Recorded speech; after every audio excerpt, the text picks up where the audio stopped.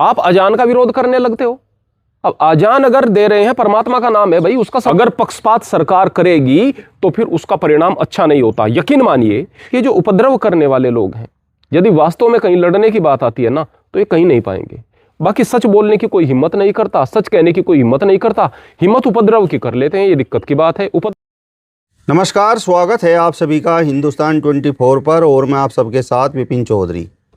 हमारे देश में क्रिसमस डे से पहले और क्रिसमस डे के दिन हिंदूवादी संगठनों ने किस तरीके से उपद्रव किया, किस तरीके से क्रिसमस की तैयारियों में जुटे हुए लोगों के साथ दुर्व्यवहार किया, वो आप सभी लोगों ने सोशल मीडिया पर ज़रूर देख लिया होगा। अब सवाल ये है कि इस तरीके की हरकतों के आगे चलकर परिणाम आखिर क्या निकलेंगे, और सवाल ये भी है कि क्या हमारे देश में सद्भाव समाप्त होने की कगार पर है। आज इस बड़े ही महत्वपूर्ण विषय पर हम बात करेंगे और बातचीत करने के लिए आज हमारे साथ महंत आनंद स्वामी जी मौजूद हैं। महाराज जी, बहुत बहुत स्वागत है आपका हिंदुस्तान 24 पर। आपका भी श्री कृष्ण मंदिर गीता धाम में हृदय से स्वागत करते हैं प्रियवर। महाराज जी, क्रिसमस डे के दिन और क्रिसमस डे से पहले खासकर जो हिंदूवादी संगठन हैं, उन्होंने किस तरीके से उपद्रव किया, किस तरीके से दुर्व्यवहार उन लोगों के साथ में किया, तो इस पर आप क्या कहेंगे? जाहिर सी बात है, मैं कड़े शब्दों में इसकी निंदा करता हूं और इसको बहुत गलत मानता हूं। किसी भी तरीके से यदि आप उन लोगों के साथ दुर्व्यवहार करते हैं जो कि किसी भी तरीके से उत्सव मना रहे हैं, आपका कुछ नुकसान नहीं कर रहे, तो यह अमानवीय है, अच्छा नहीं है। मैं इसको अच्छा नहीं कह सकता हूं। इसके पीछे वजह क्या है? देखिएगा प्रियवर, सबसे पहले मैं आपको बता दूं कि हमारे देश में एक बार तो किसी धर्म का ज़्यादा प्रबल प्रभाव नहीं रहा है कि फ़िलहाल हम कह दें कि हिंदुत्व का प्रबल प्रभाव है। इससे पहले ईसाईयत का प्रभाव रहा। जब हम अंग्रेज़ों के गुलाम थे तो उस समय भी निश्चित रूप से डिस्क्रिमिनेशन हो रहा था। उस समय ईसाई डिस्क्रिमिनेशन कर रहे थे। उससे पहले अगर बात करेंगे, मुग़ल काल था, तो उस समय औरंगजेब के शासन को आप देख लीजिएगा, उस समय भी डिस्क्रिमिनेशन हो रहा था। तो हमारे देश में डिस्क्रिमिनेशन का इतिहास बहुत पुराना है। उससे पहले जब हिंदू ही थे यहाँ पर, उस समय शोषण हो रहा था दलितों का, दलितों पर अत्याचार हो रहे थे, जाति के कारण अत्याचार हो रहे थे। बहुत पुराने समय में, जब वैदिक काल आप मान लीजिएगा, या बहुत पुराने समय में, तब समय अच्छा था। बहुत लंबे समय से हम लोग डिस्क्रिमिनेशन को झेल रहे हैं। यानी समय ऐसा आ गया कि जिसका प्रभाव आता है वो लोग आपा खो देते हैं। तुलसीदास जी ने कहा था कि ऐसा कौन भयो जग माही, प्रभुता पाए जास मद नाही। दुनिया में ऐसा कौन हुआ है जिसको प्रभुता मिली हो और उसको मद न आ गया हो। और यही हमारी परीक्षा होती है कि हमें जब ताकत मिलती है, तो ताकत मिलने के बाद हमारा व्यवहार कैसा रहता है दूसरे लोगों के साथ। ताकत मिली, हमारे अंदर विनम्रता आ गई, ताकत मिली, हमारे अंदर प्रेम आ गया, ताकत मिली, हम उस ताकत से कुछ अच्छा करने की तरफ चल पड़े। यकीन मानिए, उस समय हमारी इज्जत भी बढ़ेगी और हमारा प्रभाव भी बढ़ेगा। अब सवाल इस बात का कि आपने प्रश्न पूछा है कि इसका कारण क्या है, वजह क्या रही है। देखिएगा, अगर मैं यहाँ पर फिलहाल इस कारण को बताते हुए कुछ वजहें गिना रहा हूँ, तो इसका मतलब ये कतई नहीं कि ये जो हमले हुए हैं मैं इनको जस्टिफाई कर रहा हूँ। ये गलत हुए हैं, बिल्कुल गलत हुए हैं, ऐसा नहीं होना चाहिए। लेकिन मैं यहाँ पर एक बात जरूर कहना चाहूँगा कि इस देश में अंग्रेज आए, जुल्म किया, चले गए, उसके बाद भी लोगों ने ईसाईयत को ग्रहण किया, आज भी कर रहे हैं। कोई अपनी मर्जी से स्वेच्छा से ईसाईयत को ग्रहण कर रहा है, दिक्कत की बात नहीं। कोई स्वेच्छा से ईसाई से हिंदू बन रहा है, कोई दिक्कत की बात नहीं। अपनी मर्जी से कोई मुसलमान बन रहा है, दिक्कत की बात नहीं। मुसलमान से हिंदू बन रहा है, दिक्कत की बात नहीं। लेकिन जैसे भी आप उसे यह सोच करके कि मैं इसको पैसा दे करके, मैं इसको किसी तंत्र मंत्र में फंसा करके, मैं किसी तरीके से इसको मैनिपुलेट करके अपने धर्म में ले आऊं, येन केन प्रकारेण, तो फिर चीज़ें गलत हो जाती हैं। अभी आप देखेंगे कि बहुत सारे स्थानों पर ईसाइयों ने मिशनरियाँ लगाई, जहाँ पर गरीबों की सेवा की, जहाँ पर बीमारों का उपचार किया, शिक्षा की व्यवस्था की, खाने पीने की सामग्री लोगों को दी, सेवा करके अपना धर्म बढ़ाया। मैं इसको भी बुरा नहीं मानता, गए हैं वो, उन्होंने सेवा की, बढ़ाया। लेकिन इसके अलावा पैसे देकर भी ईसाईयत का प्रचार हुआ है। इसके अलावा जो बड़े पैमाने पर हो रहा है, हम अपने क्षेत्र में भी कई स्थानों पर देख रहे हैं, हालेलुया जैसे प्रोग्राम चलते हैं। वहां पर होता क्या है, वहां पर होता है कि एक जो है उनका पादरी वगैरह होगा, वो तंत्र मंत्र करता दिखाई देता है, हालेलुया वगैरह पता नहीं किस तरह का गाना वगैरह चलता रहता है, लोगों के भूत भाग रहे होते हैं। कोई बीमार आदमी आता है, हालांकि वो बीमार नहीं होता, सारी चीजें स्क्रिप्टेड होती हैं। कोई बीमार आदमी आता है, कोई आदमी ऐसा आता है जो चल नहीं सकता, वो तुरंत चलने लगता है, तुरंत वो ठीक हो जाता है। अगर ऐसी ही बातें हैं, आपको ये बाबा, ये मौलवी या पादरी ठीक कर रहे हैं, तो अस्पतालों की आवश्यकता क्या है, डॉक्टर्स की आवश्यकता क्या है? असाध्य रोग ठीक हो रहे हैं। एक आदमी जिसके अंग बिल्कुल ऐसे दिख रहे थे, मुड़ गए, हालत खराब है, इस तरह की स्थिति में आता है कि बिल्कुल स्ट्रेचर पर है, नहीं हिल पा रहा, कोई आवाज नहीं, वो एकदम से चलने लगता है, दौड़ने लगता है। जब इस तरह के पाखंडों से आप गरीब जनता को बरगला करके अपने धर्म में लेकर आने का प्रयास करोगे, तो जाहिर सी बात है आपके प्रति नफरत का भाव लोगों के मन में आएगा। मैं जस्टिफाई बिल्कुल नहीं कर रहा हूं। ये जो भी लोग थे, जो हिंदू लोग थे जिन्होंने ये काम किया, गलत काम किया, क्योंकि उस समय ये काम नहीं हो रहा था। कहीं पर इस तरह के पाखंड हो रहे हैं, वहां पर चाहे कोई हिंदू है या मुसलमान है या कोई दूसरा, ऐसे आदमियों पर आप कार्यवाही करो ना, इकट्ठा होकर के समाज कार्यवाही करे ना। लेकिन अगर कोई त्योहार मना रहा है, बिल्कुल गलत बात है। लेकिन मैं आपके इस सवाल का जवाब यहां पर देना चाहता हूं कि आपने पूछा ऐसा क्यों हो रहा है। इसकी वजह यह है कि सामने वाले हिंदू धर्म को तोड़ने का प्रयास लगातार कर रहे हैं। अब जनता तो बुद्धिमान है नहीं, जनता को तो यह दिखाई देगा ये हमारे दुश्मन है, हमारी संस्कृति के दुश्मन है।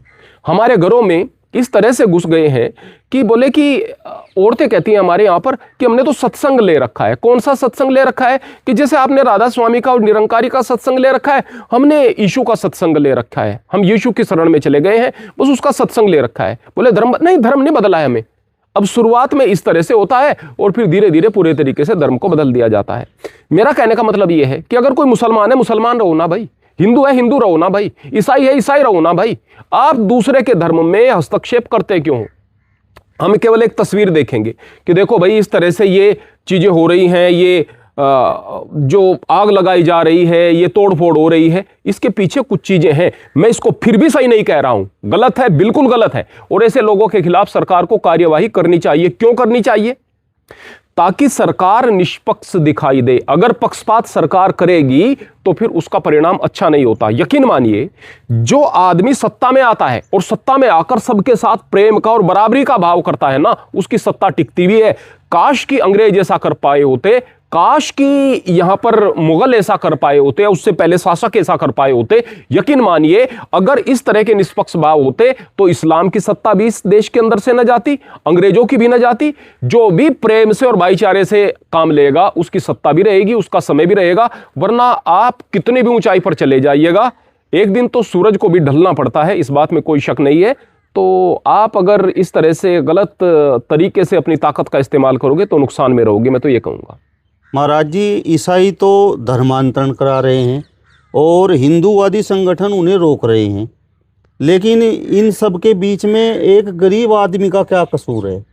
जो संता क्लॉज की पोशाकें बेच रहे थे, उनका क्या कसूर है? उन लोगों ने तो उन्हें भी भगा दिया। मैंने स्पष्ट रूप से कहा है ना, पहले ही आपको बताया कि मैं इसकी घोर निंदा करता हूं। यह गलत काम हुआ है और इस तरह के गलत काम से धर्म की छवि खराब होती है। धर्म की छवि खराब होती है। विरोध करो ना, विरोध करने वाली चीजों का विरोध करो। आप अजान का विरोध करने लगते हो। अब अजान अगर दे रहे हैं, परमात्मा का नाम है भाई, उसका सम्मान करो। लेकिन अगर कोई मुल्ला मौलवी आपके धर्म पर हस्तक्षेप कर रहा है, उसका विरोध करो। कोई आतंकवादी अगर आतंकवादी गतिविधि को अंजाम देता है, उसका विरोध करो, है ना। आप यहां पर सेंटा क्लॉज की तस्वीरें तोड़ रहे हो, पोशाकें जला रहे हो, लोगों को परेशान कर रहे हो, यह गलत बात है ना। मैंने कहा कि कहीं पर इस तरह से हालेलुया वगैरह हो रहा है, पाखंड हो रहा है, जाओ समाज इकट्ठा होकर के करो, उनके खिलाफ जितनी कार्यवाही होनी है। गलत काम का विरोध करोगे तो गलत लोगों को सजा मिलेगी और लोगों के बीच मैसेज जाएगा, देखो भाई गलत हो रहा था, उसका विरोध किया गया। गली गली में आपके धर्म के खिलाफ प्रचार हो रहा है, उनका विरोध करो। लेकिन यदि आप निर्दोष के साथ कुछ बुरा करने लगोगे तो आपके धर्म की छवि खराब होगी। अटल बिहारी वाजपेयी ने कहा था कि हमारे देश के अंदर हर एक व्यक्ति जो बाहर से आया उसको शरण मिली है, उसको यहां पर पनाह मिली है, वो उसकी संस्कृति यहां फली फूली है, विकसित हुई है। हमारे देश की मिट्टी ऐसी है, यहां पर सब कुछ जो है कबूल कर लिया जाता है। लेकिन आज मैं देख रहा हूं, अटल बिहारी वाजपेयी के शब्द हैं, आज मैं देख रहा हूं कि सबके साथ पक्षपातपूर्ण व्यवहार हो रहा है, सही व्यवहार नहीं हो पा रहा है। इन चीज़ों की कमी है, ये होना चाहिए, और अगर ये चीज़ नहीं होगी तो देश के लिए अच्छा नहीं है। तो यकीन मानिए, यदि आप किसी की स्वतंत्रताओं में बाधक बनोगे तो उसके विचार को नहीं बदल सकते हैं। आप अगर मुसलमान होकर हिंदुओं के साथ जबरदस्ती करोगे तो हिंदुत्व को नहीं बदल पाओगे। आप हिंदू होकर मुसलमान के साथ जबरदस्ती करोगे तो उसको इस्लाम के प्रति और पक्का कर दोगे, मजबूत कर दोगे। आप हिंदू होकर अगर ईसाई के साथ में जो है ज्यादती करोगे, उपद्रव करोगे, बुरा व्यवहार करोगे, तो उन्हें ईसाइयत के प्रति और पक्का कर दोगे। क्या ऐसा हो सकता है कि आप किसी सेंटा क्लॉज की मूर्ति को तोड़ दें या फिर उनके साथ दुर्व्यवहार करें और उनके मन में आए, देखो भाई सेंटा क्लॉज तो खराब है? ऐसा थोड़ा ही हो सकता है। उनके मन में और ज्यादा इज्जत आएगी, अफसोस आएगा, दर्द होगा। जब वो दर्द होगा तो दर्द और ज्यादा पक्का करेगा उनकी ईसाइयत को। तो लोगों को तो आप ईसाइयत के प्रति पक्का कर रहे हैं। काश कि आप उनके पाखंड का जो है पोल खोलते। बहुत सारी चीजें जो स्क्रिप्टेड होती हैं उनकी, वो जादू मंत्र करते हुए दिखाई देते हैं अपने प्रोग्रामों में। आप उनके उन स्क्रिप्टेड लोगों को पकड़ते, उस सारी की सारी चीजों को पकड़ते, उस सारी की सारे चीजों का विरोध करते, पता लगता कि देखो भाई ये झूठ मूठ की बातें हो रही हैं, है ना। तो सही, जो गलत हो रहा है, चाहे उसको हिंदू करे, मुसलमान करे, कोई भी गलत हो रहा है उसका गलत का विरोध करो ना। कोई बाबा इस तरह के कार्य कर रहा है, पाखंड में लोगों को फंसा रहा है, उसका विरोध करो। गलत का जिस दिन विरोध करने लग जाओगे उस दिन सारी चीजें सही होने लगेंगी। और अगर ठीक ठाक आदमी का आप विरोध खामखा करना शुरू करोगे और लोगों के व्यक्तिगत जो स्वतंत्रताएं हैं उनमें बाधक बनने का प्रयास करोगे, तो उनको उनकी विचारधारा के साथ पक्के से मजबूती से जोड़ने का काम कर रहे होगे, इसके अलावा और कुछ नहीं। महाराज जी, चर्च में प्रेयर हो रही है और हिंदूवादी संगठन के लोग प्रेयर में घुस जाते हैं और वहाँ पर उन्हें प्रेयर करने से रोकते हैं। तो प्रेयर का मतलब तो एक तरह से वो ईश्वर को याद कर रहे हैं, और आपने कहा है कि भाई ईश्वर, अल्लाह, गॉड ये सब तो एक हैं। ऐसे कृत्यों से ईश्वर प्रसन्न होगा कि भाई देखो हिंदू ईसाई लोगों की प्रेयर रोक रहे हैं? देखिएगा, परमात्मा के नज़दीक सबसे ज़्यादा पसंद की जाने वाली चीज़ है विनम्रता। यदि आपके अंदर विनम्रता है, प्रेम है और सहिष्णुता है, तो यकीन मानिए आप बहुत बड़े इंसान बन जाओगे। वो कहते हैं ना, गुरबाणी कहती है, जो आपस को जाने नीचा तागणीय सबहू से ऊंचा। जो अपने आप को सबसे छोटा मान करके चलता है उसे ही परमात्मा के नज़दीक सबसे बड़ा गिना जाता है। रहा सवाल इस बात का कि आप किसी को डोमिनेट करके उसे समाप्त नहीं कर सकते जब तक, या तो आप ईश्वर को मत मानो। यदि ईश्वर को मानते हो तो यकीन मानिए आप अपने स्थान पर यदि सही हो, आप वीरता से भरे हुए हो, पराक्रम से भरे हुए हो, लेकिन दया से भी भरे हुए हो, तो यकीन मानिए अगर कोई चीज़ें गलत आपके साथ हो रही हैं वो भी अपने आप ठीक हो जाएंगी। आपके प्रयास हों, सही दिशा में हों, इस बात में कोई दिक्कत नहीं। लेकिन अगर आप अहंकार से भर जाओगे तो निश्चित रूप से आपका विनाश होगा। धर्म तो प्रेम और दया के लिए बना है। मैं नहीं कहूँगा कि धर्म प्रेम सिखाता है। धर्म प्रेम सिखाता तो धर्म के नाम पर ये अत्याचार क्यों होते। मैं कहूँगा कि धर्म का आधार प्रेम होना चाहिए। धर्म प्रेम के लिए है, धर्म दया के लिए है, धर्म समाज में व्यवस्था बनाने के लिए है। लेकिन धर्म वास्तव में नफरतों का कारण बन गया है, द्वेष और ईर्ष्या का कारण बन गया है। ये चीज़ें बहुत गलत हैं। महाराज जी, जिस तरीके के वीडियो सामने आए हैं, तो ये वीडियो हिंदुस्तान में तो रहेंगे नहीं, ये वीडियो तो विदेशों में भी पहुँचेंगे और उन देशों में भी पहुँचेंगे जहाँ पर ईसाई बहुलता में है, ईसाइयों का देश है, और वहाँ पर हिंदू भी रहते हैं। और वहाँ पर तो कुछ वीडियो हमने ऐसे देखे हैं कि हिंदू वहाँ पर छठ पूजा भी कर रहे हैं, वहाँ पर दिवाली भी मना रहे हैं, वहाँ पर होली भी मना रहे हैं। तो फिर वो लोग किस तरीके का रिएक्शन करेंगे? वो भी तो हिंदुओं को इस तरीके के कार्यक्रम करने से रोकेंगे। बिल्कुल हो सकता है। एक स्थान पर जहाँ पर आप ताकत में हो, वहाँ पर आप किसी कम्युनिटी के साथ में अगर दंगा करते हो, तो जहाँ आपकी कम्युनिटी जो है कमज़ोर अवस्था में है, कम संख्या में आप हैं, वहाँ पर उनके साथ में बुरा सलूक कराने का आपने एक बहाना दे दिया है दूसरे लोगों को। तो न केवल इसका विपरीत प्रभाव इस तरह से उन मजलूम लोगों पर पड़ेगा जो कि उस स्थान पर रह रहे हैं जहाँ पर वो लोग ज़्यादा संख्या में हैं जिनका आप विरोध कर रहे थे, बल्कि उससे धर्म की छवि भी खराब होगी। ये देश भारतवर्ष जहाँ पर पारसी आए उनको स्थान मिला, जहाँ पर अगर इस्लाम आया तो उसको स्थान मिला, जहाँ पर ईसाइयत आई उनको स्थान मिला, सबको स्थान इस मिट्टी ने दिया। सहिष्णुता की और सेकुलरिज्म की परिभाषा भारत से मिलती थी।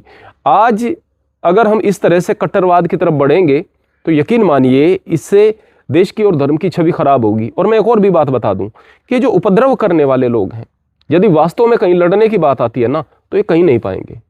कहीं नहीं मिलेंगे, यकीन मानिए कहीं नहीं मिलेंगे। ये केवल उपद्रव तब कर सकते हैं जब भीड़ होगी आपके साथ और भीड़ में सामने वाले मजलूम होंगे, तब कर सकते हैं, है ना। जब कहीं आवश्यकता पड़ेगी वास्तव में लड़ने के लिए, धर्म के लिए लड़ने की आवश्यकता पड़ेगी, जहां पर किसी गरीब मजलूम के साथ अत्याचार हो रहा होगा, उसको न्याय दिलाने की आवश्यकता पड़ेगी, तो कहीं दिखाई नहीं देंगे। अगर ऐसी बात होती ना तो घर में, गांव में लोगों के साथ बुरा हो जाता है, शोषण हो जाता है, गरीबों के साथ बुरा हो रहा है, हिंदू ही हैं उनके साथ बुरा हो रहा है। हमारे ही गांव में अगर हमारे 2 घर छोड़कर किसी के साथ बुरा हो रहा है ना, तो उसकी लड़ाई उसके लिए, हम उसके साथ देने के लिए खड़े नहीं है, है ना। किसी बच्ची के साथ बलात्कार हो जाता है, उसके साथ देने के लिए हम खड़े हुए दिखाई नहीं देते, इस तरह के उपद्रव करने के लिए खड़े हो जाते हैं। अगर आपके पास वास्तव में ताकत है तो उन मजलूमों की आवाज़ बनो ना, जिनके साथ हर वक्त अन्याय हो रहा है, जिनकी सुनवाई पुलिस में भी नहीं होती और जिनकी सुनवाई अदालत में भी नहीं होती, जिन्हें न्याय नहीं मिलता। ऐसा करके देखो ना। मैं यकीन मानिए, ये बात पक्के यकीन के साथ मैं कह रहा हूं कि जहां वास्तव में लड़ने की और अड़ने की जरूरत पड़ेगी ना, वहां इस तरह के उपद्रवी कहीं खड़े नजर नहीं आएंगे। ये केवल भीड़ के साथ में मजलूमों पर अत्याचार कर सकते हैं और कुछ नहीं। महाराज जी, जिस तरीके से ईसाई धर्मांतरण करा रहे हैं, और हमारे देश में तो इस समय हिंदू ताकत में है, हिंदू धर्म ताकत में है, तो फिर ये लोग हिंदू धर्म से ही ईसाई धर्म ग्रहण क्यों कर रहे हैं? क्या इसके पीछे ऊंच नीच भेदभाव है? देखिएगा प्रियवर, इसके पीछे सबसे बड़ा है अज्ञान। क्योंकि हिंदू जो है उसको ज्ञान से कोई मतलब है नहीं, हिंदू को मतलब है पाखंड से। वैसे तो मेरी बात से लोग बाग ये भी कहेंगे, देखो ये मौलाना है, ये भी तो पाखंड कर रहा है, ये दिखाई नहीं देता तुम्हें, ये ईसाई हैं ये भी पाखंड कर रहे हैं। मैं कह रहा हूँ ना, मैं पहले भी कह रहा हूँ मौलाना भी करते हैं, मैं कह रहा हूँ कि ईसाई भी करते हैं, लेकिन उसके बाद भी, मुल्ला मौलवियों के पाखंड के बाद भी, ईसाइयों के पाखंड के बाद भी अगर हम प्रतिशत देखेंगे तो हिंदुओं में ज़्यादा मिलेगा, इस तरह के पाखंडों का ज़्यादा मिलेगा। आज अगर यूट्यूब पर देखेंगे तो बहुत सारी वीडियो आपको चलती हुई दिखाई देंगी, तंत्र मंत्र की, बहुत सारे सिद्धियां प्राप्त करने की, इत्यादि इत्यादि। आप ज्ञान की बात कोई करना शुरू कर दो, कोई आपको पसंद नहीं करेगा। तो जाहिर सी बात है कि हिंदू को ज्ञान से कोई मतलब तो है नहीं, हिंदू को मतलब पाखंड से है। तो वो लोग जो कि ईसाइयत में लेकर आना चाहते हैं हिंदुओं को, वो लोग 1000 प्रकार के पाखंड कर रहे हैं, 1000 प्रकार से लोगों को मैनिपुलेट करने का प्रयास कर रहे हैं। वो यह दिखा रहे हैं कि देखो भाई, यहाँ पर जो है ये आदमी बीमार है, अब हम प्रार्थना करते हैं आपके सामने, भगवान विष्णु की प्रार्थना करते हैं, विष्णु के लिए की, भगवान शिव की प्रार्थना करते हैं, भगवान शिव की प्रार्थना की, कुछ हुआ कुछ नहीं हुआ। अब जीसस को प्रार्थना की, वो आदमी उठकर खड़ा हो जाता है। अब वो तो उनका ही लेटाया हुआ था, वो तो एक्टिंग कर रहा था, वो तो एक्टर था, अब खड़ा हो गया। तो कहेंगे भाई वास्तव में जीसस में शक्ति हो गई। जो सामने भोले भाले लोग हैं वो लोग कहेंगे कि वास्तव में हम लोगों के भी इस तरह के संकट दूर होंगे।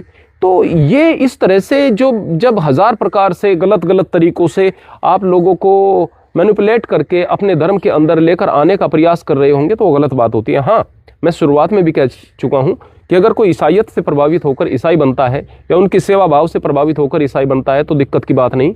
मैं बहुत सारे स्थानों पर अपने आसपास भी देखता हूँ, चैरिटेबल संस्थाएं चल रही हैं ईसाइयों की, मैं उनका दिल से सम्मान करता हूँ। अगर वो सही दिशा से भी कर रहे हैं, जो सही दिशा से प्रयास कर रहे हैं, उनसे कोई दिक्कत की बात नहीं है।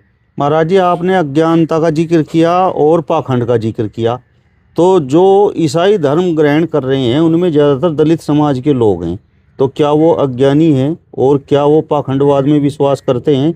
जबकि दलित समाज के ही कुछ लोग बोलते हैं कि भाई हम तो पाखंड का घोर विरोध करते हैं। देखिएगा प्रियवर, दलित समाज के लोग बोलते जरूर हैं कि हम पाखंड का विरोध करते हैं, करना चाहिए, और जो ऐसा कहते हैं मैं उनका सम्मान करता हूँ। जो पाखंड का विरोध कर रहे हैं, आप अच्छा काम कर रहे हैं भाई। लेकिन इस बात में भी कोई शक नहीं, आप अपने आसपास देखिएगा, अभी आपने ये बात पूछ ही ली है, मुझे पता है कि अब दलित लोग मुझे गालियां देना शुरू कर देंगे। आप इस हिस्से को काटना मत दिखाना, अब गालियां देना शुरू कर देंगे, क्योंकि सच जो है वो चुभता है। हम अपने आसपास देखिएगा, जहां पर मदान्नन माता होती थी वहां पर बलि चढ़ती थी, आज भी चढ़ती है, सुअर की बलि चढ़ती है। वहां पर कौन होता है जो पुजारी होता है? वहां पर पुजारी वो दलित समाज से ही होता है। पाखंड है नहीं है वो। दूसरा, गांव में श्याणे हुआ करते थे कि ये श्याणे हैं, ये छोड़ देते हैं। जितने भी ये श्याणे और भगत हुआ करते थे गांव में, जो कि लोगों का अहित कराने का ठेका लिया करते थे कि देखो भाई उस आदमी पर, आपके दुश्मन पर हम छोड़ देंगे, उसको तंत्र मंत्र कर देंगे, ये सारे के सारे दलित समाज से हुआ करते थे। अब यहाँ पर अगर हिंदू लोग भगवान श्री राम को, भगवान श्री कृष्ण को मान रहे थे, ईश्वर की उपासना की तरफ बढ़ रहे थे, भगवान श्री कृष्ण, भगवान श्री राम को आदर्श मान करके चल रहे थे, जो इस तरह से पूजा पद्धति, उधर क्या थे कि ये लंगड़ू देवता, ये काली सिंह देवता, ये भूरी सिंह देवता और इस तरह के देवता इन लोगों के हुआ करते थे। ये मंगलू देवता। अब उन देवताओं पर क्या क्या चीज होती थी उन देवताओं में, या ये लोक देवता फला फला है, ये देवता सिर आते थे कि इसके सिर आ गए, है ना। ये डोरू बज रहे हैं, ये चीजें बज रही हैं, ये सिर आते थे। ये सिर किनके आते थे? ये भी नहीं के आते थे। तो पाखंड में पहले भी मुब्तला अलग थे। कायदे में दो धर्म इस देश के अंदर चलते हुए आए हैं, पहले से चलते हुए आए हैं। एक वो धर्म जो कि सात्विक और एक वो धर्म जो कि तामसिक हुआ करता था, जहां शराब चढ़ती थी, जहां बलि चढ़ती थी। वहां पर सारे के सारे ये हमारे दलित बंधु ही पाए जाते थे, सारे के सारे। कहीं इक्का दुक्का एक आध स्थान पर हो। अभी बात करते हैं शिक्षा की। अभी आपने कहा कि दलित बंधु जो हमारी शिक्षा की बात करते हैं, अच्छी बात है भाई, आप शिक्षा की बात कर रहे हैं, हम भी आपका साथ देने को तैयार हैं। वैसे तो आपको हमारे साथ की आवश्यकता नहीं, आप गाली दोगे, लेकिन मैं फिलहाल एक सर्वेक्षण के बारे में बात करूं कि आप कहते हैं स्त्री के सम्मान की बात। जितनी भी स्त्रियों में लड़ाइयाँ होंगी, स्त्रियों की पिटाई का जिक्र होगा, वो सबसे ज़्यादा हमारे यहाँ पर इन लोगों के बीच में होगा। सुबह से शाम तक वो मजदूरी करेंगे, 500 रुपये की मजदूरी करेंगे, 200-300 रुपये की शराब पिएंगे, घर जाकर बच्चों को कुछ मिलेगा नहीं, उल्टा औरतों को ज़्यादा पीट देंगे और गाली देंगे भगवान श्री राम को, भगवान श्री कृष्ण को। अभी आपने दलित की जो बात कही है, मैं केवल यह बात बता रहा हूँ कि यहाँ पर भी पाखंड में पड़े हुए थे और वहाँ पर भी पाखंड से ही वो प्रभावित हो जाते हैं। और उसमें केवल दलित समाज नहीं है, दूसरे लोग भी हैं। ऐसी बात नहीं है कि केवल दलित लोग ईसाई हो रहे हैं, दूसरे लोग भी हैं। दूसरी बात मैं आपको बता दूं कि हमारे दलित बंधु बेचारे पैसे से कमज़ोर रहे हैं। हालांकि ये हमारे लोगों की कमी है कि वो कमज़ोर रहे हैं, तो उनको पैसा देकर भी ये लोग बरगला रहे हैं कि आपको इतना पैसा दे दिया जाएगा, इतना दे दिया जाएगा। पैसा देकर भी ये लोग बरगला रहे हैं, यह भी हो रहा है। बाकी सच बोलने की कोई हिम्मत नहीं करता, सच कहने की कोई हिम्मत नहीं करता। हिम्मत उपद्रव की कर लेते हैं, ये दिक्कत की बात है। उपद्रव करेंगे, उसका परिणाम गलत होगा। सही दिशा में चलोगे तो अच्छा होगा। चलिए, तो महंत आनंद स्वामी जी को आपने सुना। फिलहाल इस वीडियो में बस इतना ही। अगली वीडियो में फिर आपसे मुलाकात होगी। तब तक बने रहिए हिंदुस्तान 24 के साथ। नमस्कार।